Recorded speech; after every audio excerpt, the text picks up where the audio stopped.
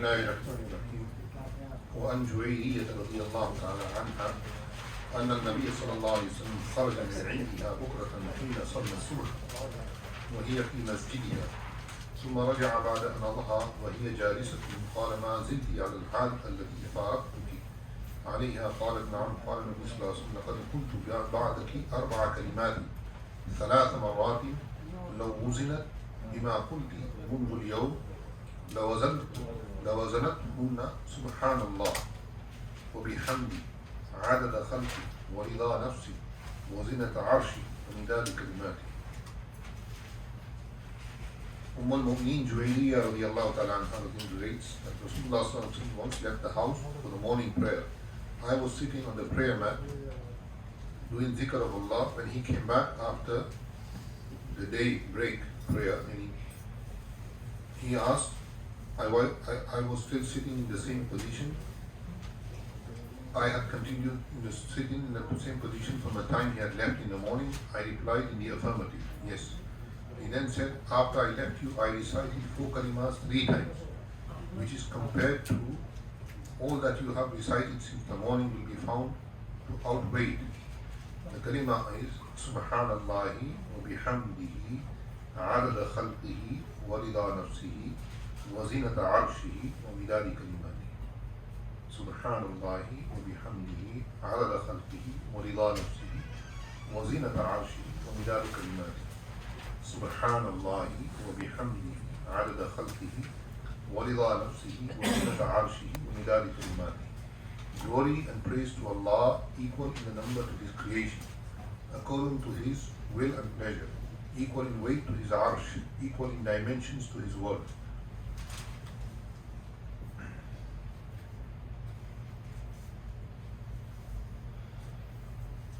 After Fajr Salah, the person just says this 3 times, Subhanallah wa bihamdihi adada khalqihi wa rida nafsihi wa zinata arshihi wa midadi kalimati.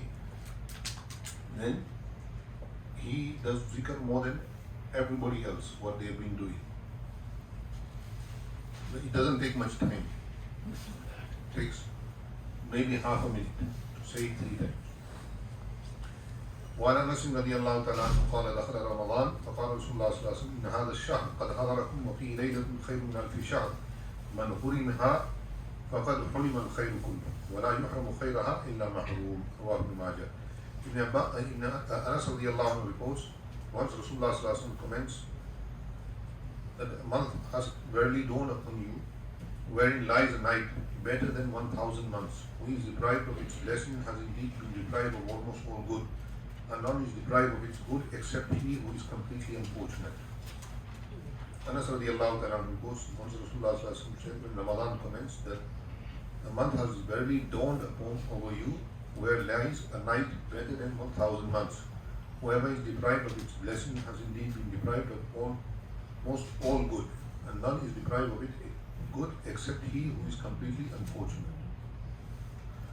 Tonight could be the Laylatul Qadr also, because tonight is the 29th night of Ramadan. Nabi Sallallahu Alaihi Wasallam said, "Itamasuha fi 21 wa 23 wa 25 wa 27 wa 29." And he looked for it in the 21st, 23rd, 25th, 27th and 29th night. So the rest of the nights have passed us by. If it was in those nights, may Allah accept it, whatever we did. But if it hasn't passed by, surely tonight will be Laylatul Qadr.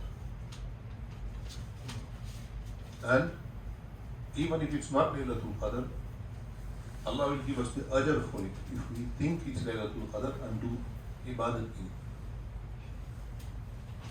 So we should try to make the most of the night, not ignore it.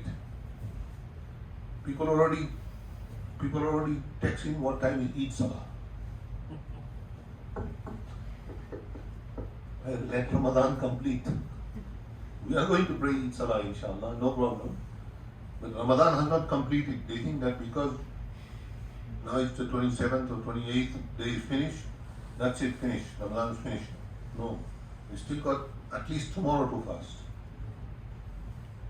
Tomorrow you have to fast. Because tomorrow is the 29th of Ramadan. Tonight is the 29th night, tomorrow is the 29th day. And then, if some people have already started texting that Eid is only going to be on Thursday, there is no chance in the world that Eid will be on a Wednesday. Since when did we become God? Yeah. Since when did we become God? They say, look at the calculations, this, that.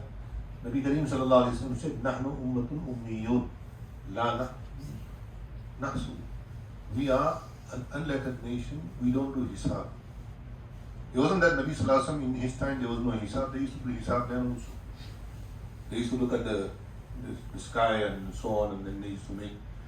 But Nabi sallallahu alayhi wa sallam didn't depend on that. He depended on the scene of the moon with the naked eye. That's why it's very, very clear cut in hadith. Sumu li ru'yatikum wafturu li ru'yatikum.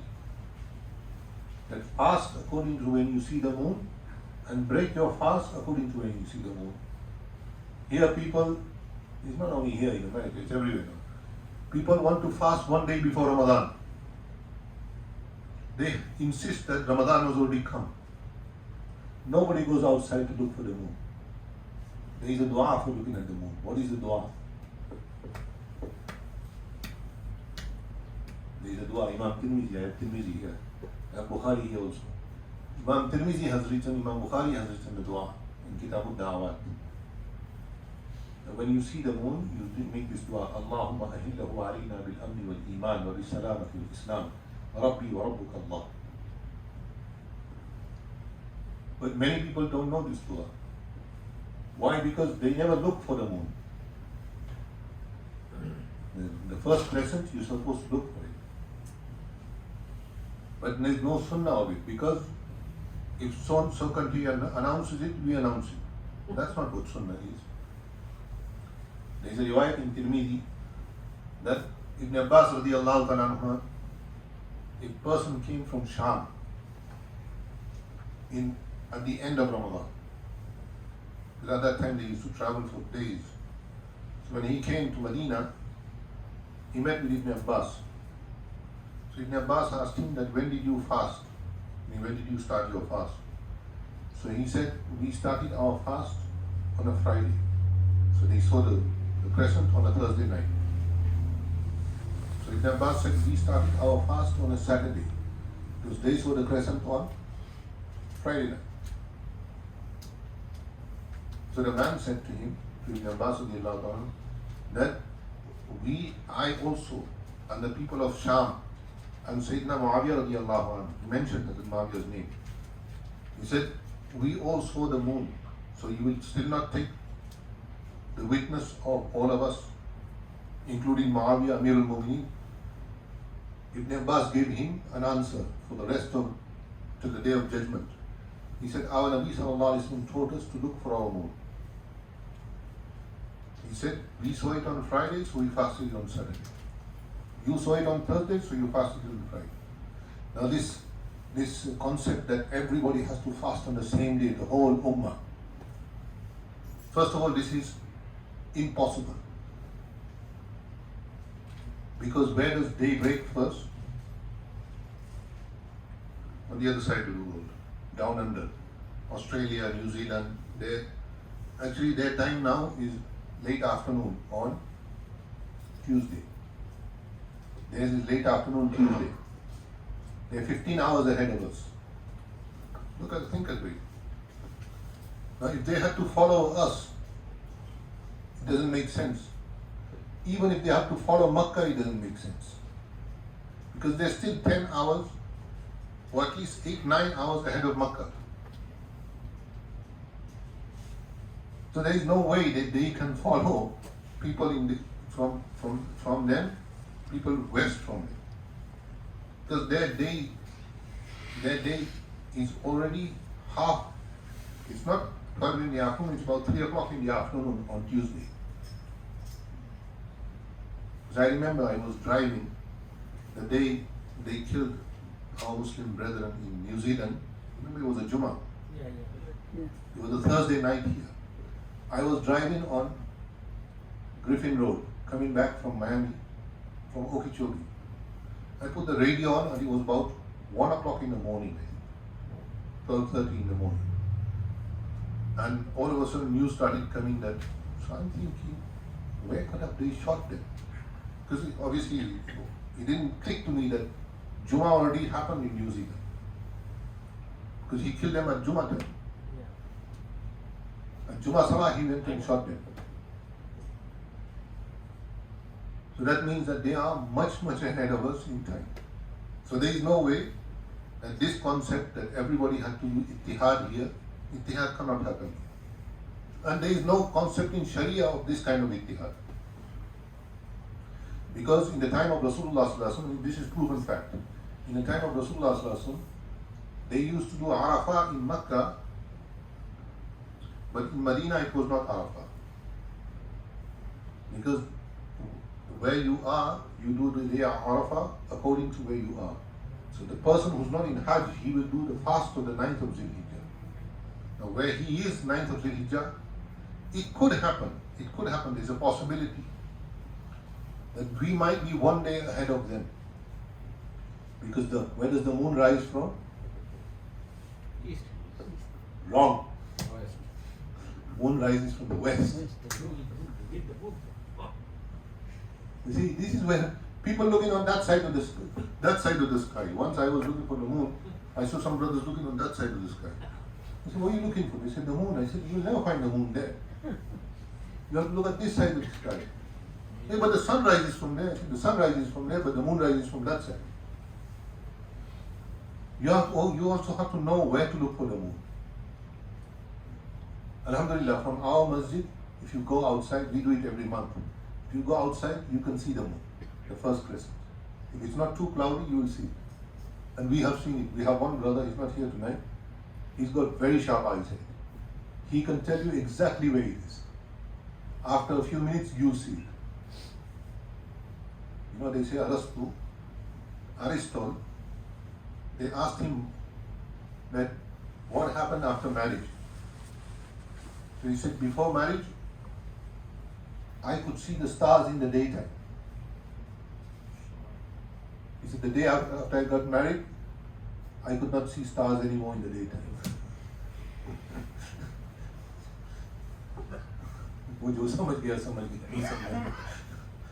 The one who understood. The one who didn't understand, what can I do?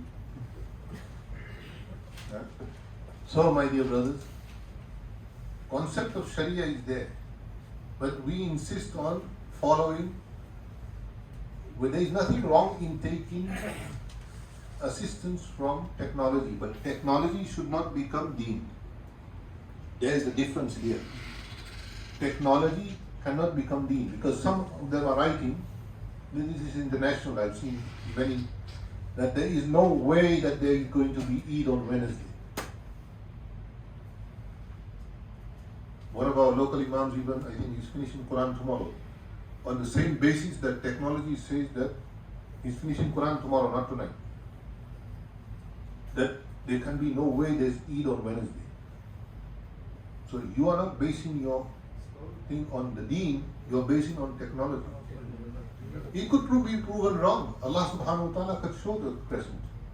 With all the technology in the world, if you ask these guys who study this every day, they can tell you that we have a calculation, but we can be wrong.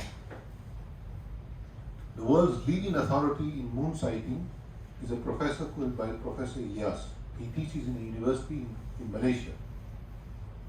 And he says that we predict this. We cannot accurately say that this will happen. Some things are in the control of Allah. 5 things are in the control of Allah. إِنَّ اللَّهَ عِنْدَهُ عِلْمُ السَّاعَةِ وَيُنَزِّلُ الْغَيْثَ وَيَعْلَمُ مَا فِي الْأَرْحَامِ وَمَا تَدْرِي نَفْسٌ مَاذَا تَكْسِبُ غَدًا وَمَا تَدْرِي نَفْسٌ بِأَيِّ أَرْضٍ تَمُوتُ إِنَّ اللَّهَ عَلِيمٌ خَبِيرٌ. The weather control is in the hands of Allah.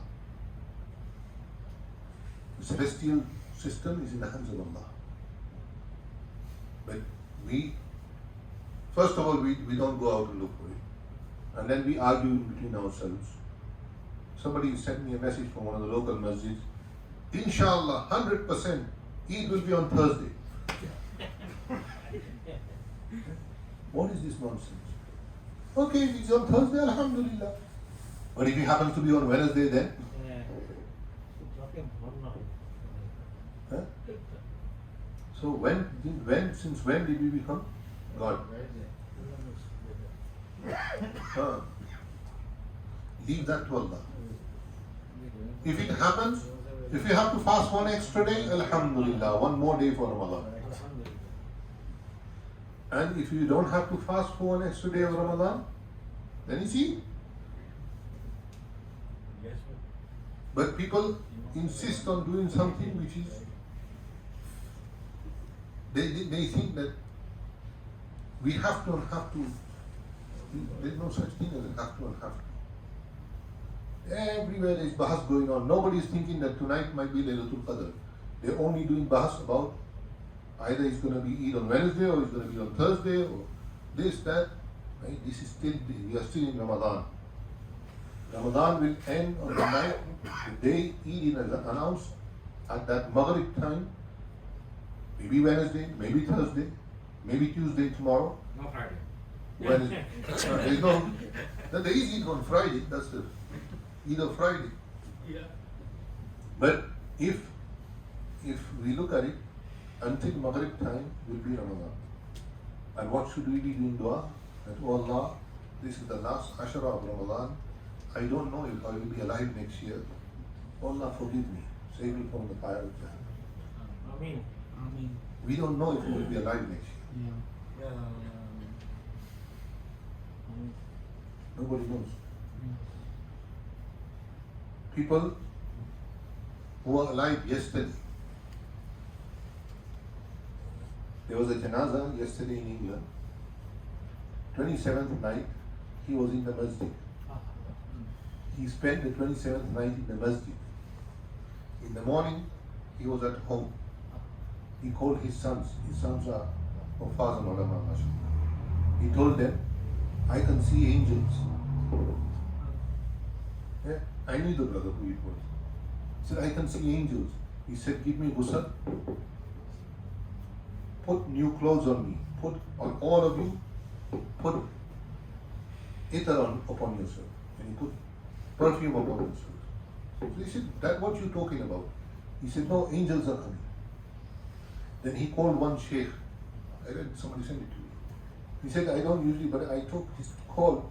He said, Sheikh, I'm going. Make dua for me. I can see angels.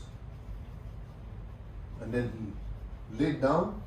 Ashhadu an la ilaha illallah wa ashhadu anna Muhammad Rasulullah, and gone. Already buried. He wasn't that old. Most 62. If he was 60. Look, Allah Tabarak wa Ta'ala, for good people, Allah says, Ya ayyatuha nafsul mutmainna, irji'i ila rabbiki radiyatan mardiyah, fadkhuli fi ibadi, wadkhuli jannati. When Malakul Maut comes, he comes with the glad tidings, Ya ayyatuha nafsul mutmainna, irji'i ila rabbiki radiyatan mardiyah. Return towards your Lord, who is pleased with you and you are pleased with him. Radiyatan mardiyah. And Allah will say to that soul, فَدْخُلِي فِي عِبَادِي وَدْخُلِي جَنَّتِي. That enter into my Jannah. You want maut like that? Which maut do we want? Maut of Ya ayyatuhan nafsul mutmainna, or do we want maut? لعلي أعمل صالحا فيما تركت كلا إنها كلمة هو قائلها ومن ورائهم برزخ إلى يوم يبعثون. The choice is ours. It's how you live, you die. Generally, how you live, you die. كما تدين تدان. If you live according to Iman and Islam, then inshallah you will die according to Iman and Islam. May Allah give us all maut upon Iman. Ameen. Don't worry, just say Ameen. We all have to die. Nobody's going to live. Yeah. But when our time comes, we go with Iman. And those who don't go with Iman, then Daily good. Sarabiluhum min qatiran wa tawsha wujuhahum min nar. You know, we read the whole Quran in Taraweeh, but we didn't understand one ayat. Of course, we don't look at the Quran as it should be read, recited. We just want how Taraweeh can go on and then we can go back home. Look at the Quran sometimes. It's a da'wah, it's telling us, it's the kalam of Allah. Alhamdulillah, we read in Ramadan, most of us, mashallah. But don't give it up. After Ramadan, also recite Quran. If nothing else, at least 5-6 ayats a day, look at the translation, look at the tafsir of the Quran. Inshallah, if you do 5 or 6 ayats a day, in 3 years you will finish the whole Quran with tafsir. And then you will start to understand Quran, what Quran is saying. Otherwise, we will get ajr for reading Quran. Don't give up reading Quran. Some people say if you don't do tafsir and tarjuma, you should not read Quran. That's wrong. Because Allah's hukam is not that only if you understand Quran will you read. Otherwise, our Hafiz have read the whole Quran in Taraweeh. But he didn't understand one word. He doesn't know Arabic yet. Inshallah, one day he will understand.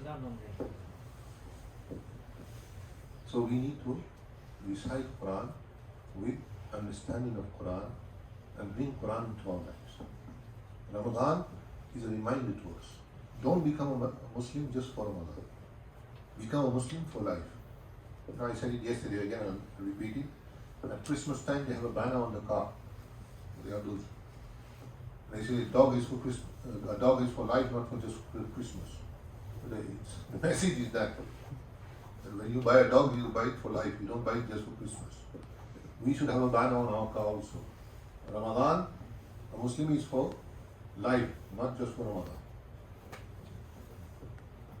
May Allah give me tawfiq also, you also. And this is necessary that when we, after Ramadan, we keep coming to the masjid. Whichever masjid is close to your home, I'm not saying you come to just this masjid. Whichever masjid is close to your home, go to the masjid. Inshallah.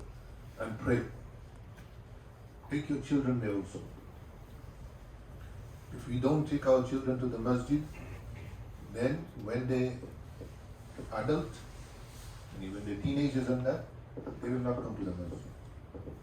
But if we bring them from the masjid from when they're little kids, yes, they will mess around also. Yes, I'll get angry also. Hey, they make noise. But I have something for them. Today is not here.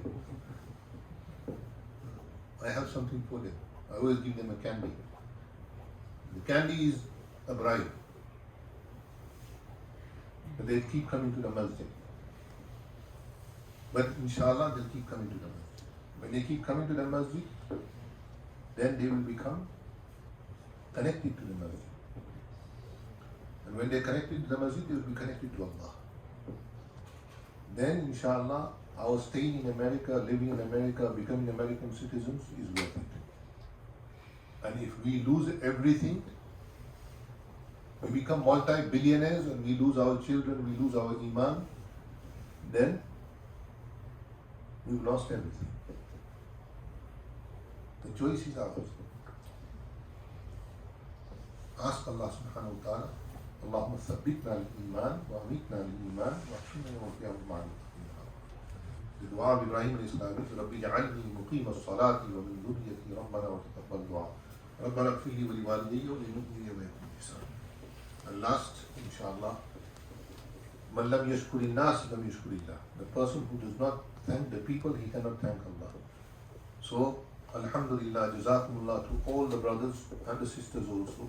A lot of sisters send money also for the masjid land purchase we have done. We haven't reached our goal, but alhamdulillah, we are much better than we were before.